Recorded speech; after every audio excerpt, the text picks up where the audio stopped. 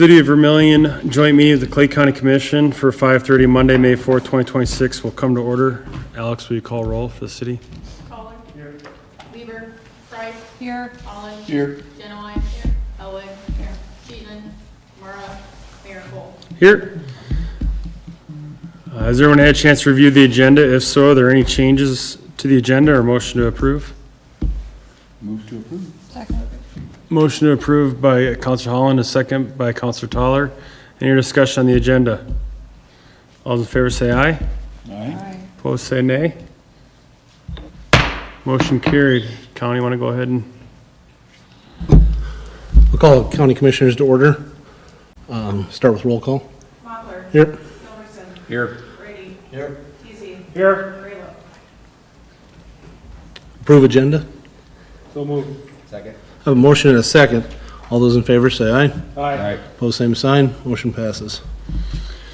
Is there any visitors to be heard or anything not on the agenda for the joint meeting today? Seeing none, go right to old business. We have a second reading of the ordinance 1553 to amend zoning regulations, reference going from A1 agricultural to rural residential district. I believe this is in the area of the Hovden land at 466 and Main Street. Is that correct? Whoever wants to start. It's going to be on the main in 466. These ones were rezoned a handful of years ago. So it'd just be adding a new residential eligibility to this little section. Does the city have anything? This item was considered by the joint meeting, or joint group, April 6th. Since then, nothing has been changed to the ordinance. Is there any visitors to be heard on this topic? Seeing none. Joint board, have any discussion? Mayor, question. Go for it. What's the typical, residential zoning requirements in the county? In regards to, Just a broad overview of what it is. I mean, we have the ag, the rural residential, commercial, obviously your industrials. But when you get to the residential, what's your typical, if you got a certain parcel, can you have one house per every 10 acres or Yeah, something? so the way it is it's 3 houses per quarter. So, and it doesn't check if it's the same zoning, it just checks to see In that quarter? in that quarter, yes, sir. Unless it's rural residential, Unless it's rural residential. which I think is what you're asking. Yeah, and then how Yeah. many, and then? It's 1 acre. 1 acre per? Yep. Okay, that's Yeah, and then basically it's it. Thanks, just Travis. housing, yeah. Any other questions or comments from either boards? Seeing none, I'll move to entertain a motion to approve by the city. Motion approved by Counselor Toller and a second by Counselor Genowine. Any other discussion by the city? Roll call vote, please, Alex. Toller. Yes. Weaver. Price. Yes. Holland. Yes. Genowine. Yes. Elway. Yes. Cheeseman. Murrah. Mayor Cole. Yes, unanimous, all approved. Will entertain a motion. Make motion to approve. I have a motion and a second. Any further discussion? Hearing none. All those, or roll call. Mochler. Yes. Gilbertson. Yes. Brady. Yes. Teasy. Yes. Motion passes. All right, seeing none, entertain, or no other business, so I entertain a motion to adjourn.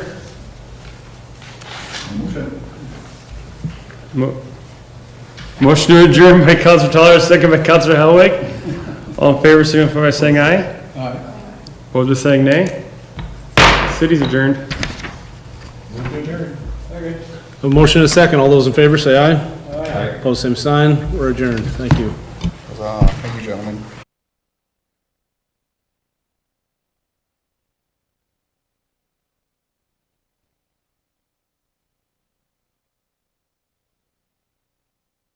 For Monday, May 4th, 2026, for 6 p.m. will come to order. Alex, will you call roll? Toller. Lieber. Price. Here. Holland. Here. Genowine. Here. Elwig. Here. Cheeseman. Here. Murrah. Mayor Cole. Here, will you please stand for the Pledge of Allegiance? I pledge allegiance to the flag of the United States of America and to the republic for which it stands, one nation, under God, indivisible, with liberty and justice for all.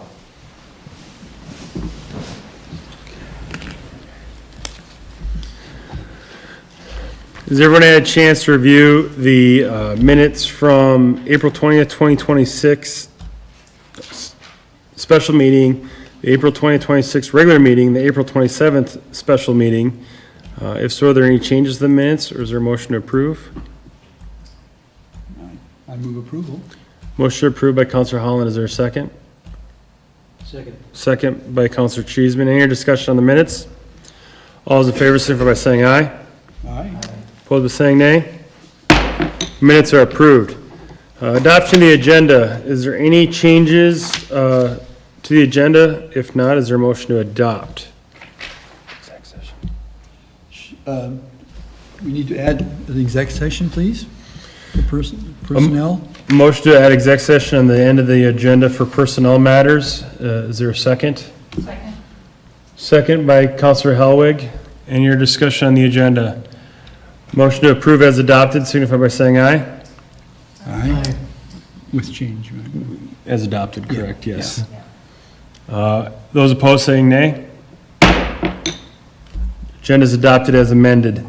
For visitors to be heard, for any visitors to be heard, please come to the podium, state your name and address, and you may speak under visitors to be heard for 5 minutes. Also, if there are any visitors to be heard for any consent agenda item, on item number 7, please come also during this time to speak on any consent agenda items.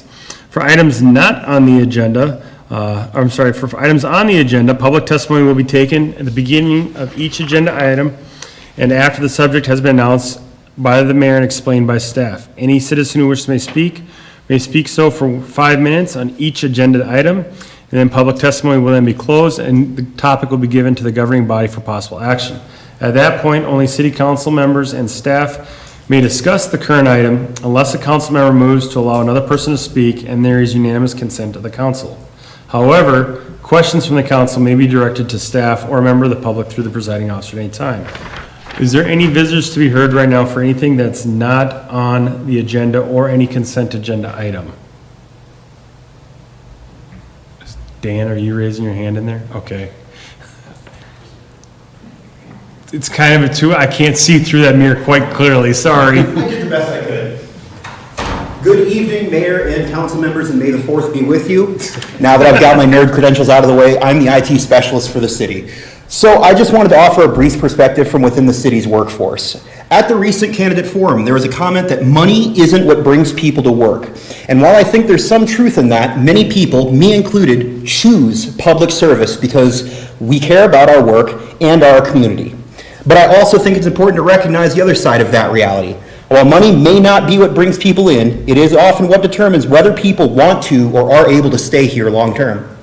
From where I sit, there appears to be a growing gap in mid-career staff in certain roles, particularly in specialized or technical areas, that doesn't always show up immediately in reports, but over time, those conditions can lead to higher long-term costs, increased risk, and a quieter kind of turnover that's easier to miss until it becomes difficult to manage. I would encourage the council to take a closer look at how we evaluate compensation and career progression for these roles, particularly how we benchmark ourselves, and whether these comparisons fairly reflect the expectations placed on our staff. This isn't to suggest things are failing. But there may be early signals worth paying attention to now while there's still time to address them proactively. Thank you for your time and your continued service to the city. Thank you, Dan. Is there any other visitors to be heard for any item not on the agenda or any of the consent agenda items? Seeing none, we do move to public hearings. We do have an annual renewal for malt beverage and South Dakota farm wine license. Nick. So applications for renewal of on-off sale malt beverage and South Dakota farm licenses have been received from the establishments listed on the notice of hearing. The police chief prepared a report indicating the performance at each establishment since July 1st, 2025. Compliance checks have not been complete by the police department over the last year. In the letter sent to all license holders with the renewal application, applicants were encouraged to participate in the public hearing or have someone represent the business. City ordinance requires a written management plan upon reapplication by a licensee where conviction of a violation of any law, rule, regulation, or ordinance relevant to alcohol beverage control has taken place. No management plans are required since the last renewal period in December. The City Council has the ability to renew a license on basically two criteria: suitable person and suitable location. With respect to location criteria, licenses have previously been approved for all locations. A South Dakota legal ruling defined that other items can impact the location criteria. The character of neighborhoods and businesses tend to change over time, and local governing bodies has a legitimate interest in managing the alcohol beverage licensing in its jurisdiction to assess whether the alcohol sales location continue to be suitable. With respect to suitable person criteria, and the City Council can also determine that an applicant is not a suitable moral character and not renew a license. If the renewal of an application is denied, the motion must state the reason for denial, and the applicant cannot reapply for this type of license for 1 year. The city has received $150 for each renewal so far, and the businesses with lottery machines, the fee is $50 per machine, and we have received all the money for that.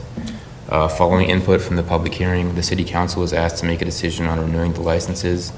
If a motion is to deny, the reason needs to be included in the motion. Staff would recommend a motion such as approve the reissuance of the retail on-off sale malt beverage and South Dakota farm wine licenses to the businesses listed. And then just one more thing, Sodexo got their stuff late to us, so they'll be on the next meeting for a renewal. Thank you, Nick. Is there any visitors to be heard on this? Seeing none, any discussion by the council? Is there a motion at all? Motion approved by Councilor Genowine. Is there a second? Second. Second by Councilor Helwig. Any other discussion on this item? All in favor, signify by saying aye. Aye. Opposed by saying nay. Motion carries. Next item we have is a special permit to exceed permissible sound levels. This is for the Dakota Days Exec Committee for Dakota Days Street Dance on Thursday, October 1st from 7 p.m. to 10:30 p.m. at the Plots. Emma Schneerstein, on behalf of the Dakota Days organization, has applied for a special permit to exceed allowable noise levels by no more than 50% for the annual Dakota Days Street Dance that is open to the community on Thursday, October 1st, 2026 at the Radigan Plots from 7 to 10:30 p.m. A copy of the application and notice of hearing are attached, and a map of the area to be closed for the event can be found with the street closure request under new business item A. The City Council will need to determine if the event is in a suitable location with appropriate facilities during the allowable time, and if the applicant can demonstrate the public benefit of the event. The street closure is from 1 to 11:59 p.m., and the actual dance portion of the event is from 8 to 10 p.m. The extra time for the noise permit allows for leeway during the setup and tear down noises. The Dakota Days organization has already paid the $25 fee, and administration recommends issuance of the special permit unless information is presented at the public hearing indicating there will be a problem. Thank you, Nick. Is there any visitors to be heard on this topic? Seeing none, council for any discussion? Motion approved by Councilor Holland. Is there a second? Second by Councilor Cheeseman. Any other discussion on this? All those in favor signify by saying aye. Aye. Opposed by saying nay. Motion carries. Next public hearing we have is a full-service on-sale restaurant license for Mamacita's at 5 East Cherry Street. Mamacita's Mexican restaurant at 5 East Cherry was first approved for a retail on-off sale malt beverage and South Dakota farm wine license, as well as a wine and cider license in May of 2024. Retail on-off sale malt beverage and South Dakota farm wine licenses expire on June 30th. The retail on-off sale wine and cider license expires on December 31st. Mamacita's continues to hold both licenses, and a full-service restaurant liquor license expires on December 31st. Mamacita's recently applied for the full-service restaurant license. This type of license is the same as the other liquor license with respect to the range of products that can be sold, but there are a couple differences. The licensee must annually demonstrate that at least 60% of sales are from food or non-alcoholic products, and the license holder does not have permission to have video lottery machines in their establishment. As with the other alcohol-related licenses, the city council has the ability to issue a license on 2 criteria: suitable location, or suitable applicant and suitable location. As to the suitable applicant, DCI, FBI background checks were completed with the malt beverage and wine license applications in '24, so neither background check came back with any issues. There have been no issues with the sale of alcohol at the location since it opened in 2024. As the background checks were completed in '24 for the same owner when they applied for the malt beverage license, a background check was not required for the full-service restaurant liquor license. The proceeds from the initial sale of full-service restaurant license of $95,000 would go into the general fund, along with the annual renewal fee of $1,500. The applicant has indicated they're waiting on the balance of the funds for the licensing fee, and they have told us that it will be provided on Wednesday, May 6th via a cashier's check. Unless additional information is provided, administration recommends approval of the full-service on-sale restaurant liquor license to Mamacita's contingent upon the full application fee being submitted by the end of the business day on Wednesday. Thank you, Nick. Are there any visitors to be heard on this? Seeing none, any discussion by council? Just note that payment is gonna be on Wednesday is what we're anticipating. Wednesday, yeah, with a cashier's check, so. I'd ask the council if there is a motion to maybe consider pending the payment. I don't know if we want to approve it before that's taken care of, the fee. I would move this to a second reading pending I don't think it's not a second reading, it's just an approval. approval. Correct. Okay, I'm sorry, the second reading. But pending receiving the funds before, at the end of Wednesday. There's a motion to approve pending payment is received by the end of Wednesday. Yes, that's correct. Can we just note that payment time in case of this coming by end of Wednesday, just like payment before it's issued? Because they put time frame on that. Well, the applicant offered Wednesday as their time frame, and the other thing I guess we're a little concerned about is if the city's approving it, but let's say we held it 30 days, is the state gonna, because ultimately the state issues it, and what the state's position is if we're approving licenses but not forwarding them on to the to the state to act on. So that's why when the applicant offered Wednesday, we wrote that in there.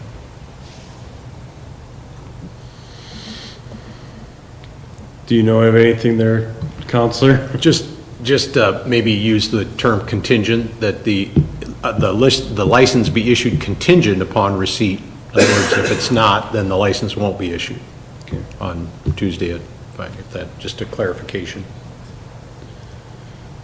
That's fine with me. Okay, so a motion to approve on contingent receipt of the fee payment has been made. May 6th. May 6th, yeah, Wednesday, yep. At the end of business on May 6th? Yes. Okay. Motion by Counselor Holland and a second by Counselor Toller. Is there any other discussion on this item? All those in favor, signify by saying aye. Aye. Opposed by saying nay. Motion carries. Thank you, Nick. Next item we have is the consent agenda item. Before getting to that, I would remove consent agenda item A for the invoices to discuss an item on there. So we'll move that towards at the end of new business. So that'd be H. Put invoices payable.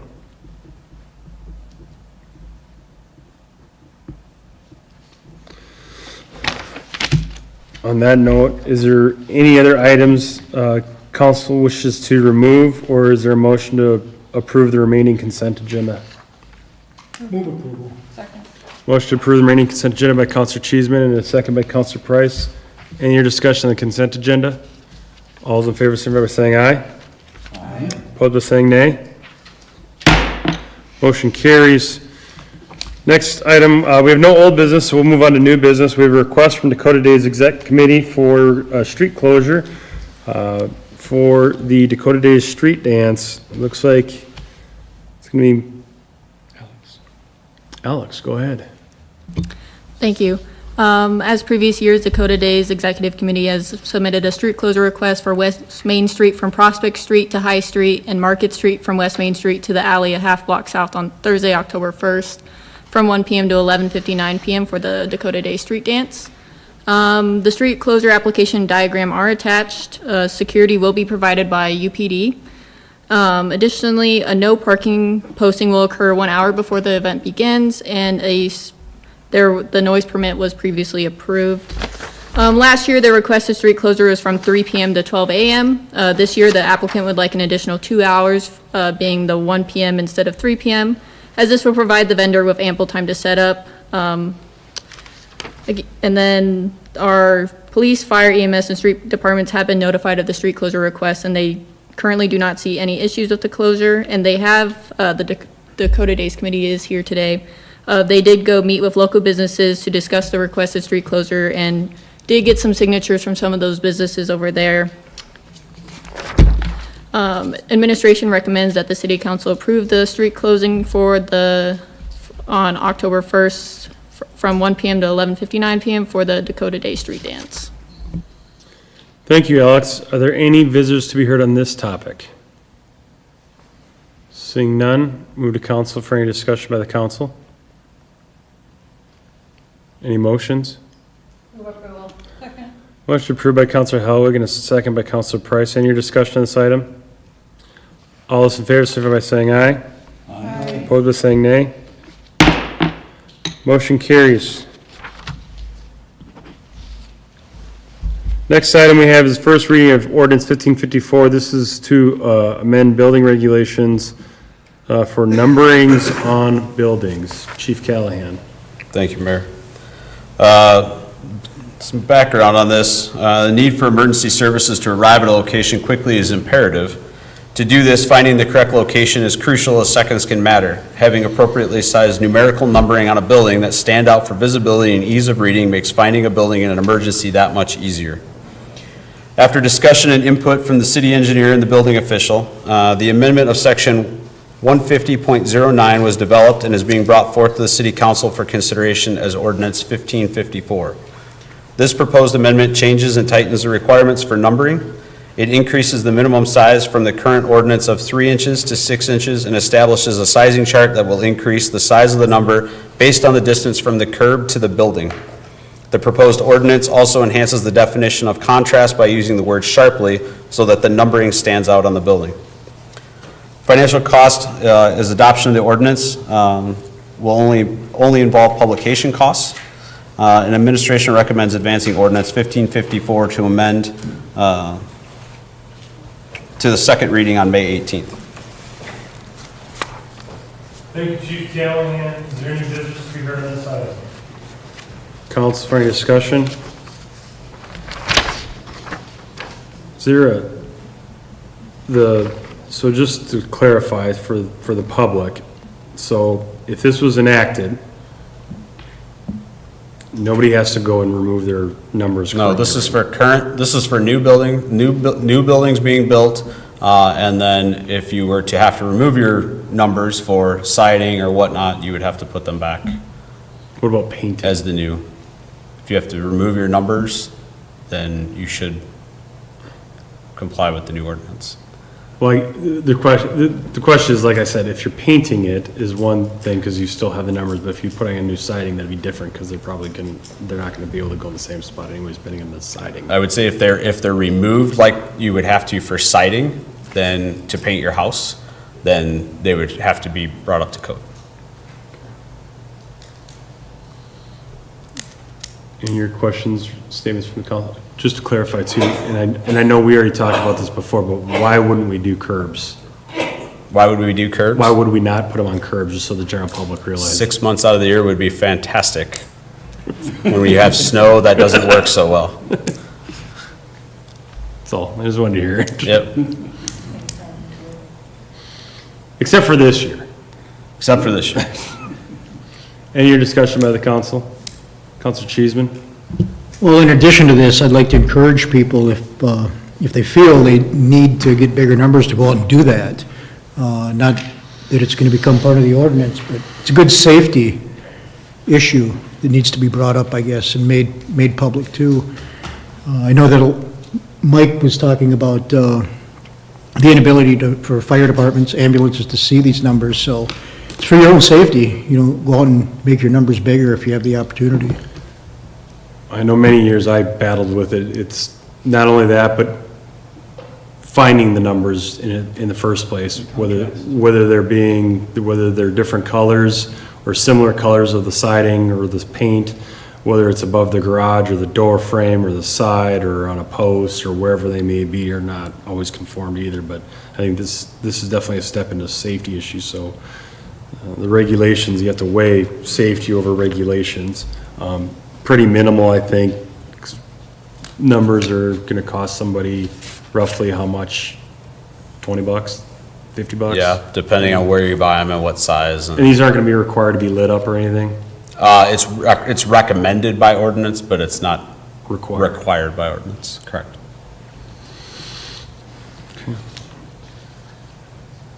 Any other discussion by the council? Motion approved by Councilor Hellwig. Is there a second? Second by Councilor Genowine. To advance it. Yeah, this is a motion to advance, correct? Motion to advance. All those in favor to advance signify by saying aye. Aye. Those that oppose say nay. Motion to advance carries. Thank you, Chief Callahan, on that. Next item we have is going to be a resolution to amend ambulance fee rates. Chief Callahan. It was like I just talked to you. Every year, the Fire EMS Department reviews the fees for service schedule that was adopted from the previous year for adjustments. Allowable reimbursement for Medicare and Walmart Blue Cross Blue Shield are used along with comparable billing figures from other agencies to set the next year's fee schedule. Since setting the fee schedule in December of 2025, there have been a few changes to the services the department provides. First, Vermillion Ambulance became the first in the state of South Dakota to begin pre-hospital administration of blood products to patients that are in need. While this costs the agency extra money to do and is covered by normal billing at an advanced rate, it's necessary to add an ALS2 intercept charge to cover when we assist another agency is provided. The fee is proposed to be $450. Secondly, a fee is proposed to be assessed for lift assist calls. This charge would only occur after 3 lift assist calls within a calendar year. There will be no charge for the first 3 lift assist calls. It should be noted that a request for a lift assist that turns into a medical call does not count against the first 3 lift assist request calls. It's estimated that between law enforcement and fire EMS, a response to this type of call is made approximately 150 times a year. When repetitive calls for lift assist happen, the department will also work with individuals, families, and Department of Social Services to try to get the individual long-term help and assistance.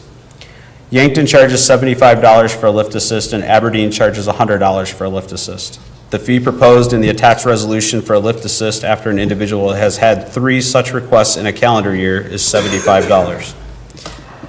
Keeping fees reasonable, yet recouping as much reimbursement as possible helps to supplement the cost of operating the department. Raising fees periodically allows the agency to keep up with the constantly changing costs and reimbursement rates and to continue to operate effectively and efficiently. Administration recommends the adoption of the new fees in the attached resolution.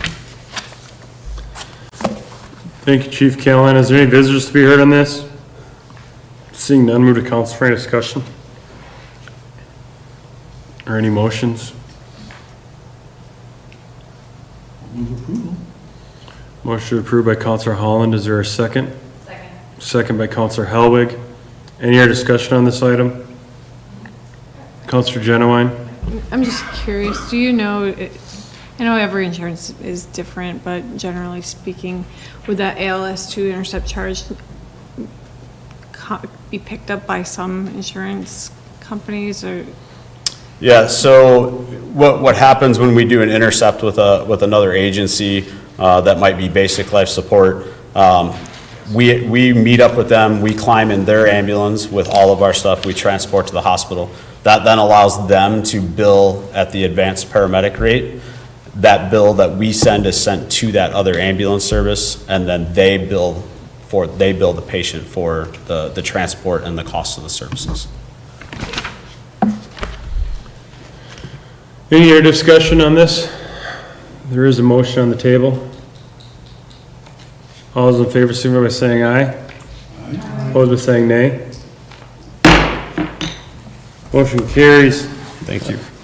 Welcome, Chief Callahan. Next item we have is the 2025 unaudited annual financial report. Nick. The annual financial report is required to be presented to the city council no later than the first meeting of May.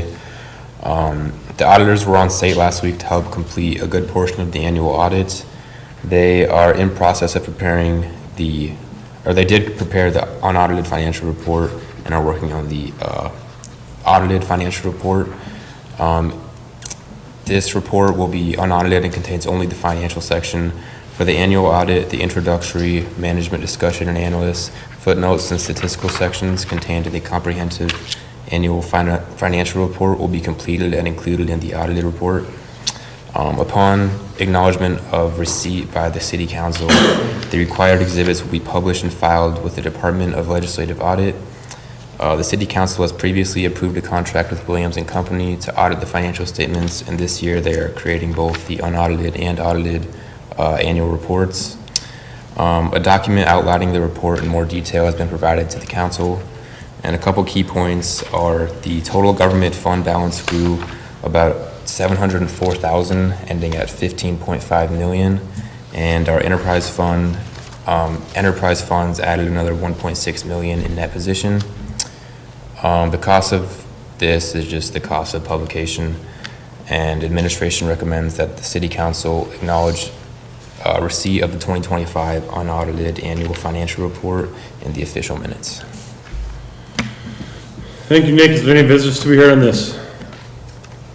Seeing none, any discussion by council? We don't need to make a motion to acknowledge it, correct? Yeah. Yep. Yep. Thank you. We will acknowledge the receipt of the unaudited report. All right. Thank you. Thank you, Nick. Next item we have is Human Relations Commission appointments. In July of 2018, the Human Relations Commission became effective. This ordinance provides a 7 commission made up of city residents. 6 of the residents have been residents for at least 6 months, and the 7th member of the commission is to be a student enrolled at a post-secondary education. Members of the commission serve a 3-year term with the exception of the student, which is only a 1-year term. Currently, right now, we have 2 positions that are expiring for the 3-year term and 1 of the post-secondary student position. We did receive applications after the last couple of weeks. The opening has been advertised by city council meeting, city website, and social media.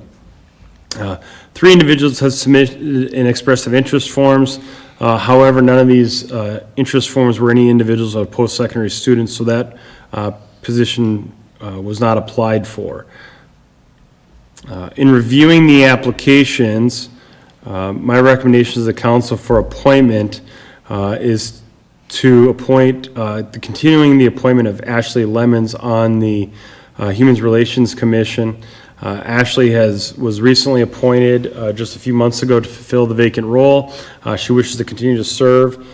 She also currently serves as a Title IX coordinator and director of equal opportunity at the University of South Dakota. She also recently graduated with her law degree and passed the bar. I believe that her role should continue on the commission, as she's already been a good resource for the Human Relations Commission. Secondly, the other position, I would like to appoint Daniel Herrera on the Human Relations Commission.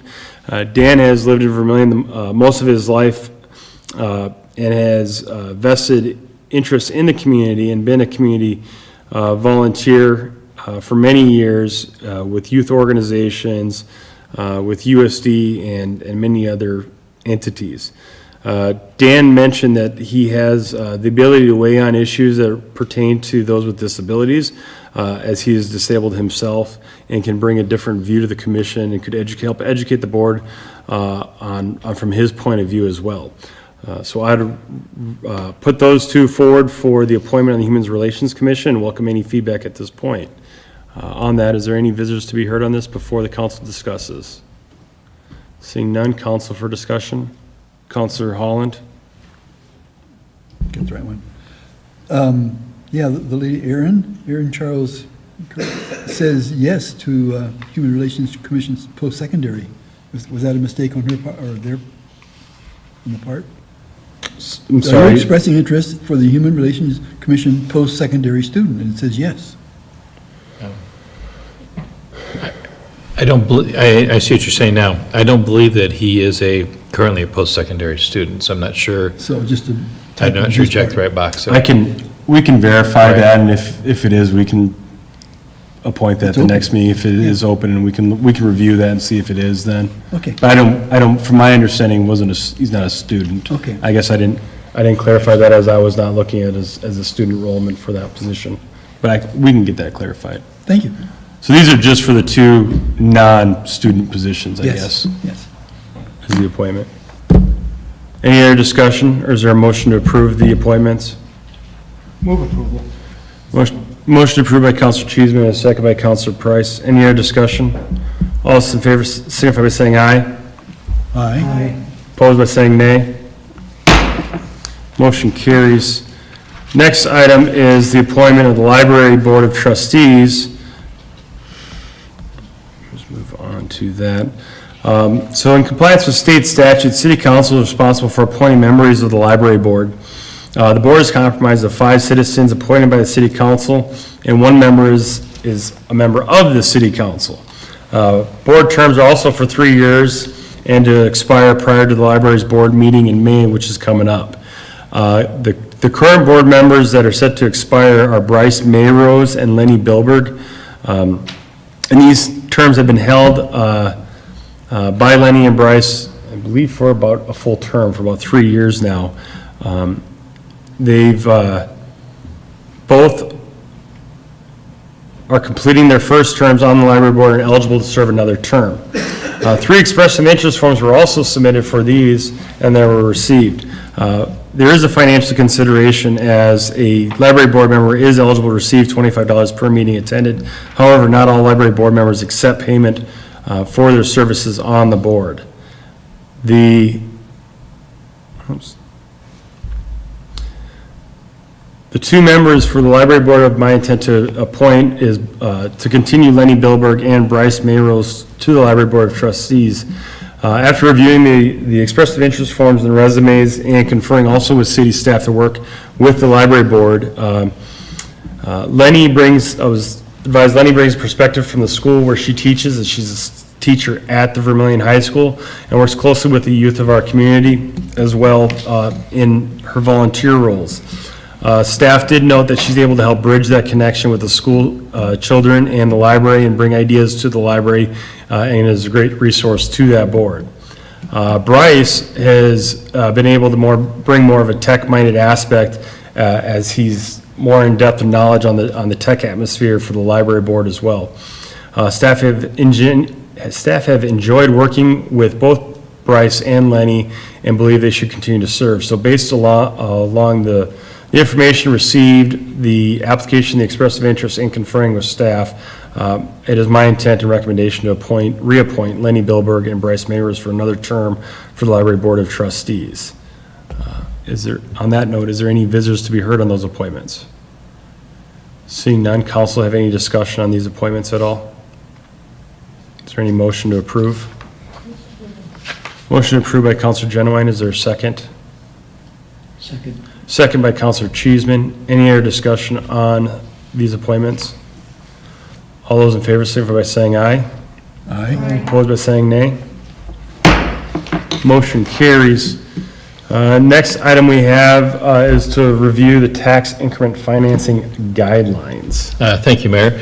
Over the last probably about 6 months, the City Council, 4 different noon meetings, you talked about some of the tax increment financing applications you received and looked at developing some guidelines, as we've seen more requests for TIF applications come from developers.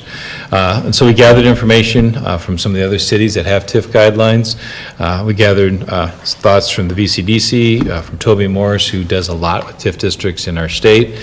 And then we also had a meeting in January with some of the banks to review the proposals of those guidelines. The guidelines establish the framework. Each individual project will stand on its own merits and will be unique. And a lot of those details for a TIF district will be spelled out in the developer's TIF agreement. So that's where we'll put down the specifics that we want to see, how that TIF district could be utilized. So again, the guidelines are a starting point. Just a few of the more notable items that you had some of the discussion on over those meetings and some of those changes, or I guess if you will, how they worked out in the document. When we first started this, the city's policy had been that discretionary formula could not be utilized by those individuals applying for a TIF. That's really become a moot point. In that time, the 2026 legislative session is putting that into statute as of July 1st. So that language is spelled out in the proposed guidelines. Another thing that we had talked about, or we had inclination that was going to come out of that, was to have a third-party review. And that is indeed part of the statute that was passed this past legislative session and will go into law on July 1st. So that language is also in there to have an independent third-party review as part of your process. One of the council's interests seemed to be if that TIF district was transferred from one owner of the property to another during the life of that TIF. And so through our different discussions there, what our guidelines state is we'd ask that they indicate if that's an intent or something they're looking at when they submit their application. And we put language in there that the city council would reserve the right to review the need to continue that TIF if the property changes hands during that time. There are other items that we talked about that are going to be in that developer's TIF agreement, such as the internal rate of return, debt coverage, the timeline to get a building permit, certificate of occupancy. Since that will be unique to each respective project, that's not in the guidelines. It's referenced, but it will be spelled out in the developer's TIF. Items that we also talked about were capping the interest at 4%. That would be eligible for TIF reimbursement. That's in the guidelines. Again, these have room, that's what the guideline is that the city council suggesting. The specific project may call for something more than that, and you have the latitude to adjust that. A project would need to be at least $750,000 for it to be part of TIF. We want to see a taxable value increase of at least 20% on that property.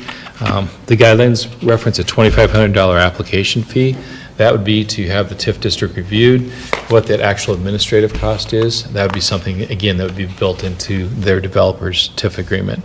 The guidelines also provide that we would get some more information to the county and the school district earlier in the process than what we've done. State statute really just basically calls for them to be notified of a TIF district being created.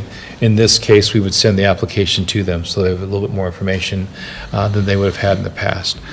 Be happy to talk more about it. I know the council's kind of had a lot of time on this over the last 6 months, at least 4 different meetings, but we'd recommend approval of the TIF financing guidelines for developers to kind of help start this process and provide a consistent framework for the beginning steps. Thank you, John. Any visitors to be heard on this? Seeing none, any council members want to weigh in? Councilor Genowine? Yeah, just a quick question. I'm sure we talked about this and I just can't remember, but the third-party review, would that be like someone like Colliers, or who would that be? So the state statute, or the state what will become effective July 1st, has 3 different categories of qualified individuals as determined by the state. One, I think, is like a CPA firm, one is like an independent group, and one could be a bond company without ties to the developer. So the state statute spelled out those 3 criteria. There are 3 categories of eligible people that could look at it. Any other discussion on this? Councilor Helwig? I know that we went over this document so many times, but I found one other small little thing. In section 1, number 7, the which should be a that. Okay. Sorry, I thought I had caught all of the little things, but I just like to fix that. So that means we need a motion to bring it back to the drawing board? I don't think this is a substantial change. I don't think it's a second reading anyways, is it, on this? No. I just want to take a moment to just share with the public and share with the council as well. So last legislative session, TIFs really came under scrutiny and with a microscope with the South Dakota legislature at the Capitol. I know I had many discussions with legislators. I know the South Dakota Municipal League, who we worked well with, had many discussions with legislators. These TIF guidelines, actually, we discussed these. We discussed that we're already in the process of working through them. And actually, it was kind of an eye-opener for some of the legislators as well that we were doing this because they were completely unaware. And not only that, but feel that we're kind of ahead of the game, so to say, on this. And I think that was one of the reasons why some of the legislators kind of pulled back on putting so many regulations on there and allowing the local municipalities to go forward with being a judge and not putting as much control on these as initially they were looking at. So I just want to say kudos to the city staff for working on this. I think not only did you help out the city of Vermillion by doing this, I also think you helped out the state of South Dakota because these guidelines, I think, are going to be kind of the roadmap for other municipalities to come and potentially might have even help save a good tool for economic development in our state. So I just want to say thank you to the staff for doing that. Thank you for the collaboration with the developers, with the financial institutes, and all the experts in the room that helped get these. And again, these are guidelines. They're a vision. They're not exact rules, and we can obviously do that with the developers agreement. But I do think that this is an important document that we're moving forward. So I just want to say thank you on that. So, on that note, is there anything else? Is there a motion to approve? Move approval. Motion approved by Councilor Cheeseman. Is there a second? Second. Second by Councilor Genowine. Any other discussion? All those in favor, signify by saying aye. Aye. Opposed by saying nay. Motion carries. Thank you, John. Next item is from the consent agenda to be the invoices payable, and in reference, just wanted to discuss item number 41 on that, if we could. I suppose that'd be you, John, that would probably cover Sure. that. So that's our infamous Tom Street lift station, and we discovered with some of the recent rains that there might be an issue with regard to an elevation in what was constructed versus what was spec'd out in there in terms of that water draining. And so at this point in time, we'd ask that you approve the invoices payable with the exception of number 41 while we work through that issue. And I think you'll probably see it at your next meeting, but we just ask that you not approve payment of that bill tonight. Okay. So there's a recommendation to remove item 41 from the bills. Is there a motion to pay the bills with the exclusion of item number 41? Motion by Councilor Price. Is there a second? I'll second. Second by Councilor Genowine. Any other discussion on this? Motion to approve the bills with the exception of item number 41, signify by saying aye. Aye. Opposed by saying nay. Motion carries. Moving on to bid openings, we have Harold Davidson Field Airport Pavement Rehabilitation Project. Is that you, Jose? Yep. Go ahead.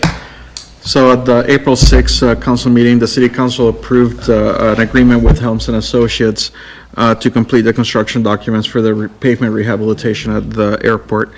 This project consists of rehabilitating the apron pavement, the hangar taxi lane pavement, and portions of the taxiway that are not being affected by the current parallel taxiway reconstruction. The city received 4 bids for this today. The low bid was from Farner Asphalt Sealers from Eau Claire, Wisconsin. Their bid was for $111,896.92. I have included a complete tabulation in the memo with all the bids received, as well as the engineer's estimate, which was $161,418. The project will be paid by the city. After the project is completed, the federal government and the state's governments will reimburse the city for 95% of the cost of the project.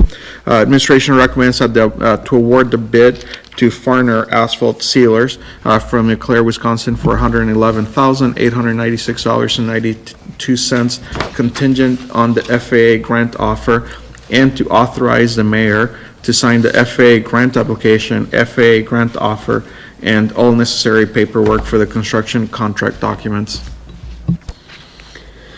Thank you. Is there any visitors to be heard on this?